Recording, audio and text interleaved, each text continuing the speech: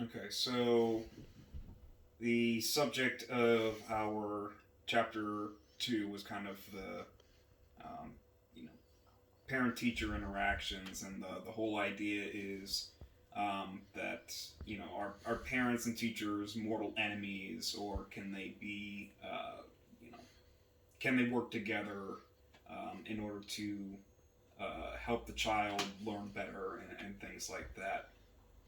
So the questions that we came up with are kind of reflecting of that, more so your experiences with teachers. The first question is, when you interacted with my teachers during like parent teacher conferences, or really whenever, but conferences, I guess, in specific, what emotions did you feel, if any? Like, were you afraid, or were you know? No, I was pretty relaxed. I mean, the teachers, you were lucky. You guys had a lot of good teachers over the years that were open to working with the parents and working with the student to help them succeed. So I never felt like if I had to ask something of them to help you, or if you had to ask for help, that, it would be an issue. Okay, You so know, they didn't felt put upon, with that request. so you didn't feel like intimidated or anything like that. No. Okay.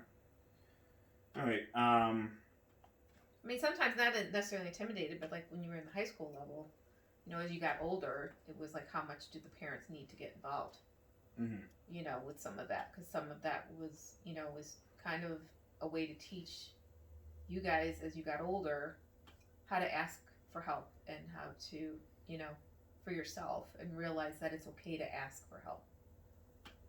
So, Okay.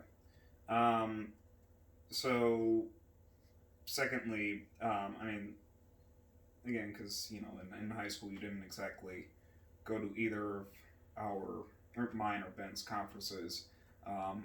Just because you thought that it wasn't really necessary for us because we were doing okay. mm-hmm. But you know, did you at any point, even during our elementary or middle school years, when you went and met with our teachers, did you at any point feel the need to defend or try to advocate for us in the classroom? I think for you, like in third grade, because you got nervous about those standardized tests, that I had to advocate and get you some extra help to understand that it was nothing to be panicked about.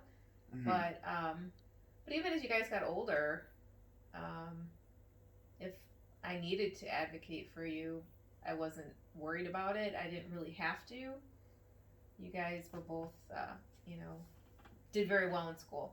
Mm-hmm.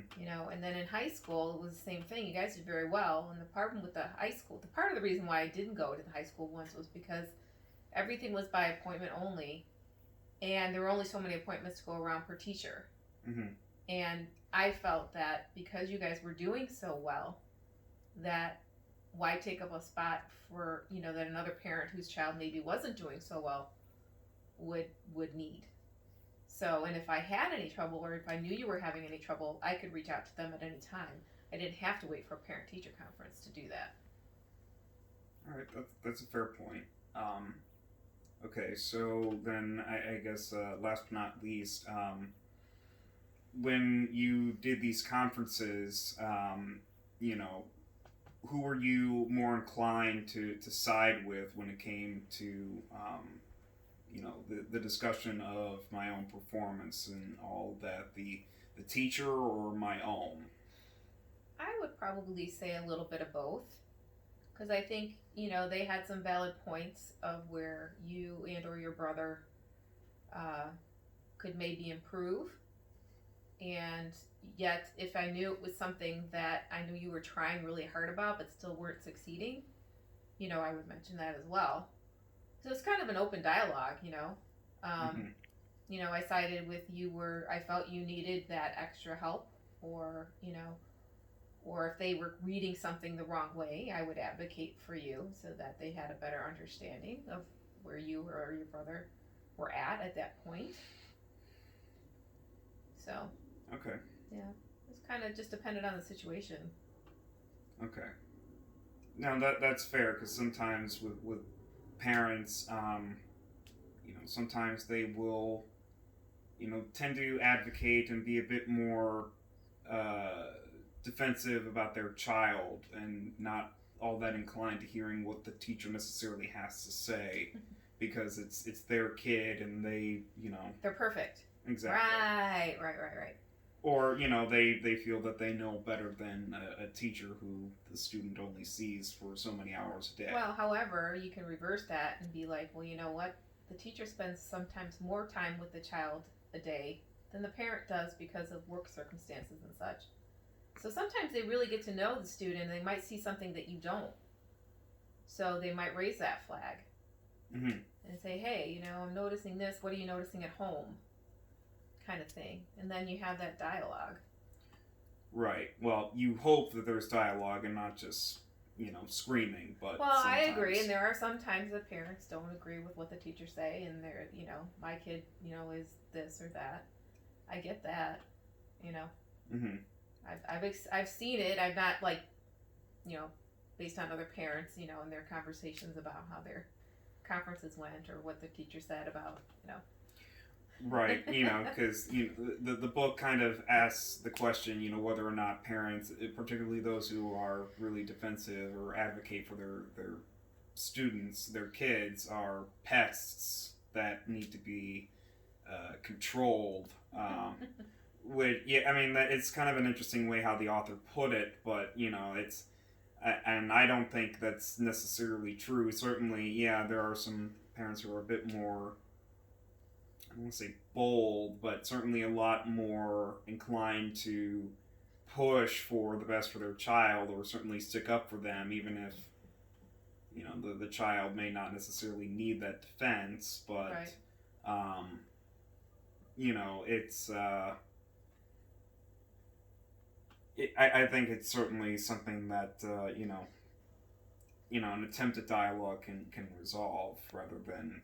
And the parent is regardless somebody that can be used as a tool to help with the student.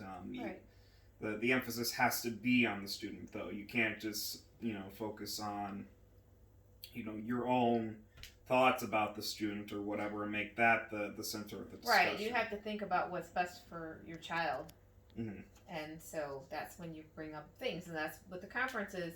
Especially when you're younger and as you're developing, it's good to be able to have that open dialogue, because me as the parent, might see something at home that they don't necessarily see in the classroom and vice versa. So, as a parent, you advocate when you need to. I know there's some that, do it. They don't necessarily even advocate for their kid. Mm-hmm. So. Yeah, and in some of those cases, it's just that the parents more than likely just don't know how to do it. Well, you're right. Maybe they're just not sure what to ask for mm-hmm. to, as a part of advocating for their kid. Right. Because they may not be sure what is, is the difficulty, or how to describe what the difficulty might be, or, Right. So. It's certainly not so much that they don't care, right. because that, to an outsider, that might seem like the case, but more than likely, they probably just don't know what to do or what to ask for. Right. Or, Exactly.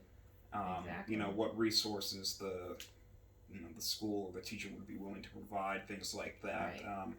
And that part of that is from just lack of knowledge. The other part of it is from their own experiences in school, because right. not everybody had perfect experiences in school. No. So. Mm-mm. So, yeah, I don't know. Mm-hmm. I mean, luckily, like I said, I didn't have a lot of difficulties with you guys. You guys would go in, even, from kindergarten all the way through high school. You went in, you did your work, you participated in class, you treated your classmates well. So I never really had a lot of things I needed to advocate for. Right. I mean, there were nothing major, I should say. And I mean, over the years, I will something here as you were growing and taking yourself to the next level, and you maybe were a little nervous about it, or whatever the case might have been. But yeah. Alrighty. Well, I think that's it. All right. Cool. Mm-hmm.